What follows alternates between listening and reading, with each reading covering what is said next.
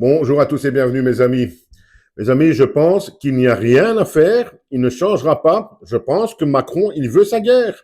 Il va tout faire pour, une fois de plus. Là, il vient d'annoncer, je ne sais pas si vous êtes au courant, l'arraisonnement, ni plus ni moins, d'un pétrolier russe, donc en mer Méditerranée. Un pétrolier russe, donc suspecté d'essayer de contourner les mesures prises par l'Union européenne contre la Russie.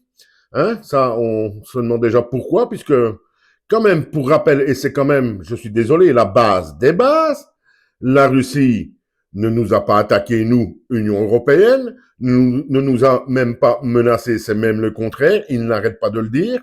Ils ont, oui, un conflit dans le Donbass, un conflit régional dans le Donbass, donc en Ukraine.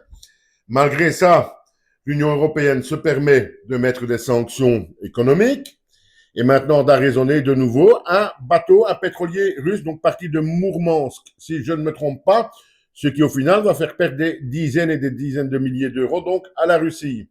Alors je veux bien tout ce qu'on veut. On peut jouer aux puissants, on peut jouer aux durs, etc.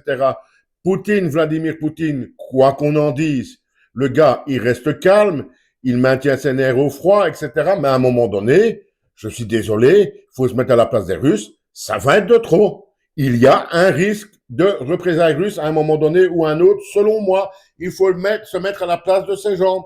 Nous autres, France, Belgique, etc., Union européenne, on n'est pas attaqué par la Russie, mais on leur met des menaces, des sanctions économiques, et là maintenant on arraisonne un de leurs pétroliers, qui essaie certes de contourner donc les sanctions mises en place depuis 2022, si je ne me trompe pas non plus, mais c'est bien ça. Et là, je me mets 30 secondes à la place de Poutine et de la Russie. Là, ils viennent de perdre de nouveau une grosse fortune. On les empêche de livrer leur pétrole, ce qui fait bien entendu vivre leur pays en grosse partie également. Et il ne faudra pas s'étonner, selon moi, si dans quelques mois, un an ou deux, oui, la Russie en a marre, en a trop marre, et commence à nous envoyer des représailles. C'est pratiquement, selon moi, un appel au problème. C'est un appel au problème. On peut dire ce qu'on veut. On peut rigoler du Manu là et ses lunettes à la Top Gun, etc. Mais je n'en démords pas. Ce gars reste un danger pour nous. Qu'est-ce qu'on a besoin d'aller taquiner la Russie sur des sanctions économiques, d'arraisonner leurs bateaux, etc. un peu partout dans le monde? À quoi ça nous sert et de quel droit surtout le faisons-nous puisque nous ne sommes pas en guerre avec eux? Je vous dis, quand j'ai vu cette annonce, je me dis, le Macron, si ça continue, il va tout faire pour qu'un jour on soit en conflit avec la Russie.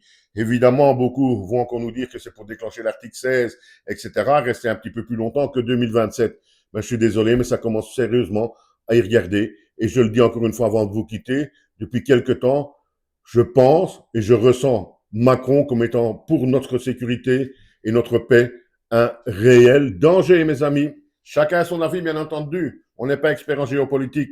Mais là, suffit de se mettre 2 secondes à la place de la Russie et de voir comment nous, on réagirait si on nous empêche de gagner notre vie, si on nous confisque nos bateaux, etc. À un moment donné, Vladimir Poutine, même si c'est quelqu'un de très calme, à un moment donné, il va en avoir marre. Ça va être de trop, selon moi. Merci, au revoir et à bientôt.